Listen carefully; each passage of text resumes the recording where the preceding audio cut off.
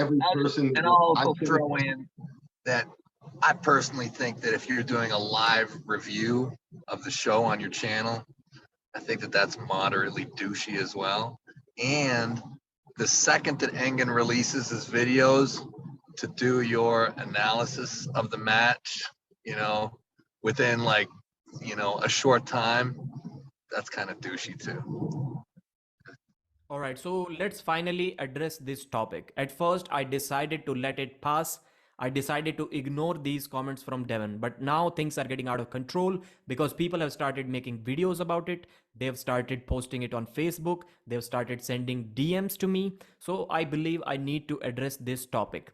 First of all, the only thing which is good about Devon's comments is that he mentioned that it is his belief. He thinks that way. He didn't claim it to be a fact or anything because clearly it isn't a fact. And don't get me wrong, I respect opinions. If you were to ask me what are the three words that can describe Arm Wrestling News YouTube channel, I would say in decreasing order of priority. First one is facts, second one is opinions, and third one is predictions. So I love opinions and I respect Devon's opinions as well.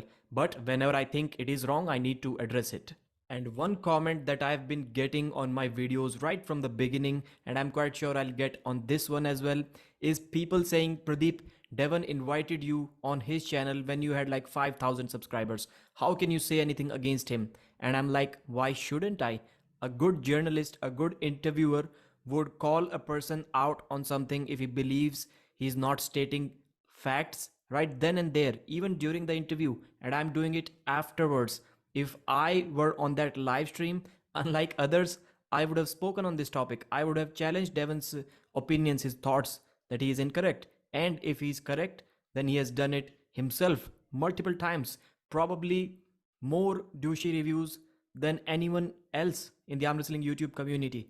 And I also believe that these famous arm wrestlers should be careful when talking about stuff like that about smaller YouTubers because it can sometimes draw a lot of hatred towards them, unnecessary hatred. But luckily for us, in this situation, it was Devon. So, despite Devon being the most loved arm wrestler in the community, despite him having 500, 600,000 subscribers, nobody really supports Devon whenever he says something that doesn't make sense. Like he literally gets zero support even from his own subscribers whenever he says something which is obviously wrong.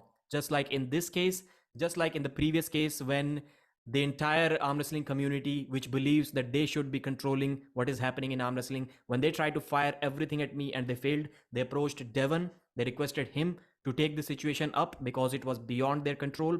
Devon tried something and he also failed. He need to rectify it. He need to double down, double up, or whatever you call it, on it and make a couple of videos. It didn't work. Zero support on his own channel. This time as well, you can read the comments under the videos, literally getting zero support. But in fact, imagine if someone like Engin Terzi, whose words may have had some value, if he said some things like that, then it could potentially harm a YouTuber's career. Then things would get serious. Luckily, Engin didn't say anything. And in fact, on that call, I think Coach Ray is good enough, but other than him, only Engin Terzi was the one who had some guts to actually call out Devon Larratt on something. Nobody else has the guts to say anything or to disagree with anything that Devon has ever said. And Engin did say anything because it was his event that Devon was talking about. So naturally, he may also believe that these live streams and these reviews can hurt the pay-per-view. This is why he didn't say anything. So let's get to the point. Who does these live streams? Most famous one is Ryan Bowen, then Aussie arm wrestler, then me, and who else? Krasimir Kostadinov has also started doing these, and a few other people. So it is not like a couple of people only. Actually, it is more than that. And let's talk about Devon's first comment. Live stream commentary is douchey, moderately douchey. Well, first of all, let's talk about logic and facts and not opinions. There is nothing wrong with it. First of all, no audio, no video. There is absolutely no way that it is doing any harm. In fact, you can read the comments under that video and a lot of the comments are in favor. I'll read just one and show you a screenshot of few others. Thankfully, Devon is here to enlighten us about manners. Personally, I remember I got persuaded to get the King of the Table 2 pay-per-view while watching Pradeep's live commentary back in King of the Table 1 and thinking, damn, I want the full experience, and I was 100% uninterested to give money to core sports before that. And there are dozens of comments like that, dozens.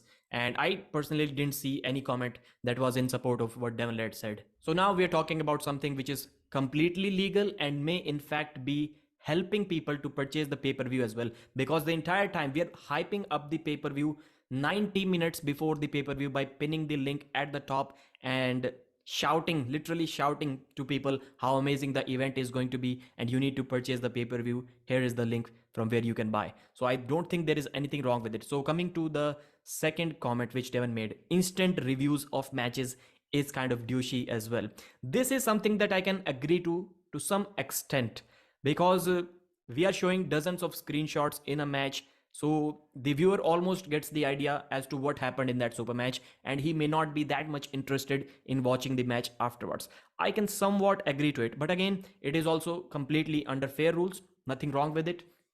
And this is something, if the promoters come up publicly, not privately, if they publicly announce that we request because it is not against the law, it is within fair rules, so we request you guys to not use screenshots of our event when you are doing pay-per-view reviews, that would be fine. I will be willing to accept that.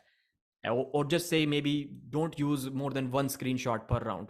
That is also perfect, ideal situation, but not privately. It needs to happen publicly. And you guys know what else is more douchey than these two things? Is uploading the pay-per-view match between Lachlan Adair and Todd Hutchings immediately on YouTube on your channel when you have no business doing that, and even before the actual owners upload it on your channel, on their channel. This is completely douchey, and this is against the law as well. So now we are talking about something that is completely fair to do against something that is against the law, and this person is douchey, and this is okay. I think people have a bad memory because they forget that they uploaded the entire Dimitri Kechen versus John Brzezinski match on their own channel while they had no business to do so. Even before the owners uploaded it on their channel, John Brzezinski or Texas League, whatever it was, even before they uploaded, Devon uploads it on his own channel. And I was like, when has Devon not immediately done a review of any pay-per-view ever? Devon is the first one who does that, and now he's saying that whoever does that is douchey. So I hope Devon meant it for himself as well, because he's top on top of that, literally posting pay-per-view actual footages immediately after the event ends. And I'm glad that the arm wrestling community is smart enough to see through those things, to see that what is happening here, man, what is happening. So thank you very much for watching this video. If you liked what I said, if you agree, then thumbs up, otherwise thumbs down, subscribe to the channel, and bye.